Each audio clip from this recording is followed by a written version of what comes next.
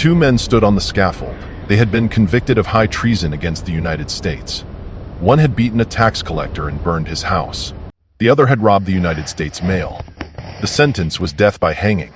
Then a piece of paper arrived from the president. It was the first time any American president had used the power to pardon. What happened next would define that power for every president who followed. In 1787, the framers wrote into the Constitution that the president may grant reprieves and pardons for offenses against the United States, except in cases of impeachment. They gave no limit, no list of crimes that could not be pardoned, no requirement to explain. The power was meant to calm the nation after rebellion. In 1795, George Washington used it to spare the two men sentenced to die for the Whiskey Rebellion. His Treasury Secretary, Alexander Hamilton, had pushed for strict punishment. Washington chose mercy instead. The first pardon set a pattern, the executive could forgive, and the country could move on. But that power would soon be tested in ways the framers never spelled out.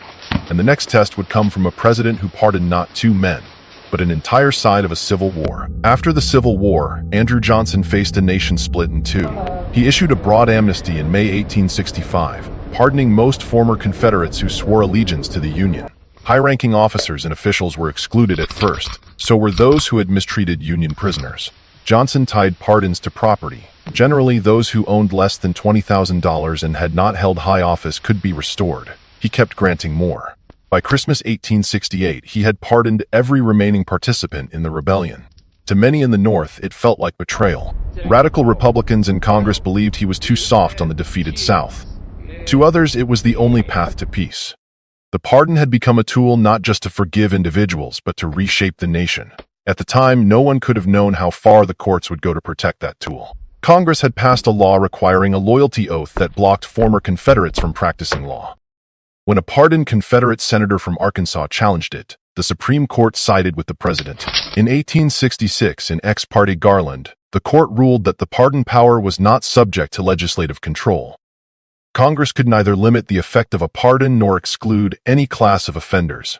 The power was the president's alone, and the controversy around it would only grow. Decades later, another president would hold the office longer than any other, and his pardon record would break the numbers in a different way. Franklin Roosevelt served longer than any president before or since.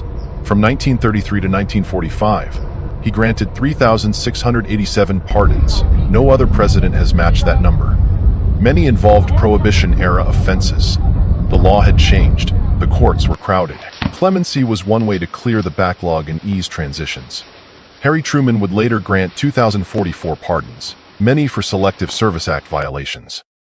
Woodrow Wilson had granted 2,480. Ulysses S. Grant, 1,332. Calvin Coolidge, 1,545. Volume reflected the times, war, prohibition, conscription. But volume alone does not tell the story. What Americans remember are the pardons that cut deep, the ones that looked like favors or cover-ups or the end of accountability.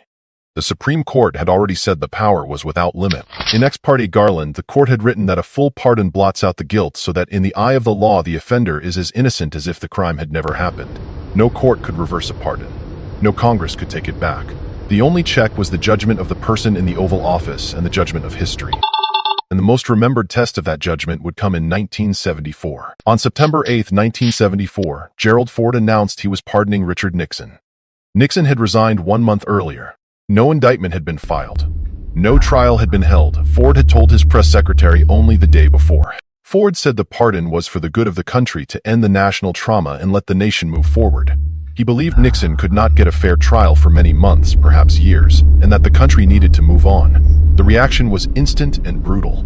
Critics called it a deal. Suspicion of a secret arrangement spread. Ford's own press secretary, Gerald Terhorst, resigned rather than defend it. The White House was flooded with letters and telegrams, outrage and support in equal measure. For years, the pardon shadowed Ford's presidency. He had used the power at its most raw to wipe away the possibility of justice before it could even begin. No trial, no testimony, no verdict. Only a piece of paper, but he would not be the last president to leave office with pardons that would haunt his legacy. The next would wait 20 years, and when it came, it would again center on a single name. Bill Clinton left office on January 20, 2001. That day, he granted 140 pardons and 36 commutations.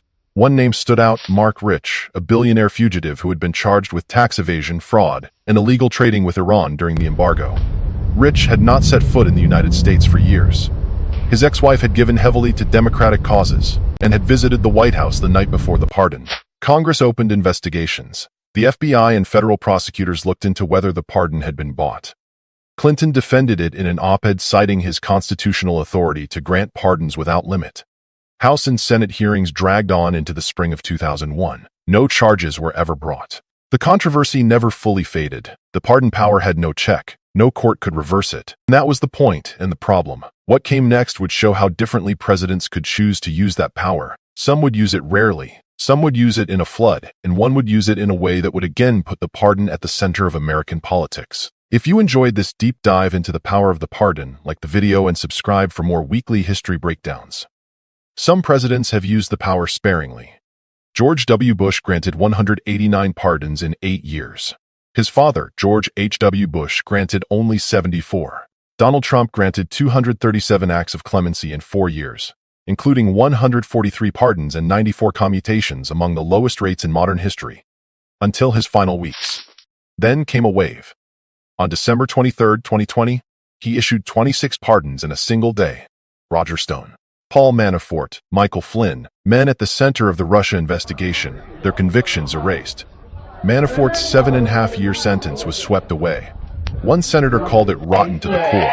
Supporters saw it as writing what they called a political witch hunt. The pattern was old, the pardon power used in the closing days of a term to protect allies and send a message.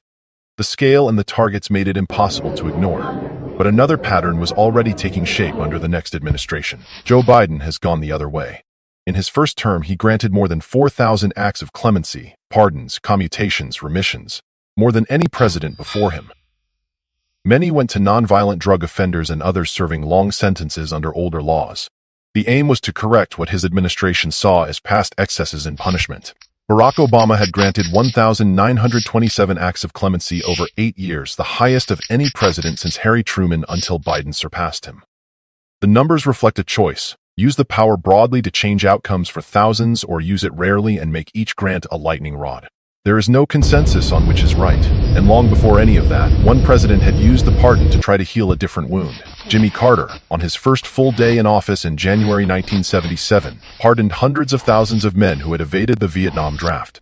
The proclamation covered violations of the Military Selective Service Act between August 1964 and March 1973. It benefited thousands of known draft evaders and an unknown number who had never registered. Some estimates put the number who had fled abroad at 100,000, with the vast majority in Canada. Carter called it a step to heal the country. He had promised it during the campaign. Veterans groups and conservatives condemned it. The American Legion called it divisive rather than healing.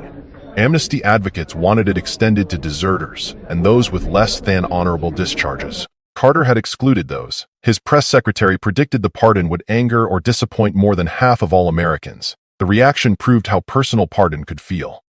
To some, it was justice. To others, it was an insult. The power had always been that double-edged. Every president leaves a clemency record. Some are remembered for how many they granted.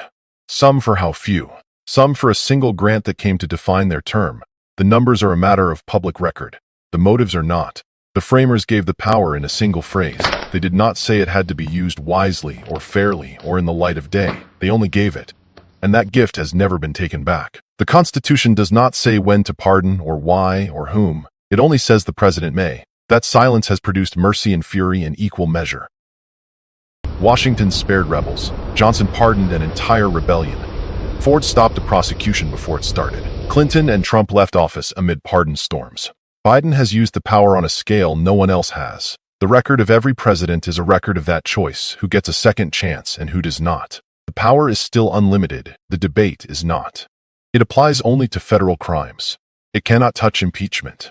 It cannot reach state convictions. Within those bounds, the president may pardon anyone, for anything, at any time. No explanation required, no appeal. The scaffold in 1795 was the beginning. The pardons that followed from the Whiskey Rebellion to Watergate to the end of the 20th century have never stopped testing what that power means. Who deserves mercy? Who decides? And who walks away? If this look at presidential pardon records kept you watching, Please like the video and subscribe for more on American power and its consequences.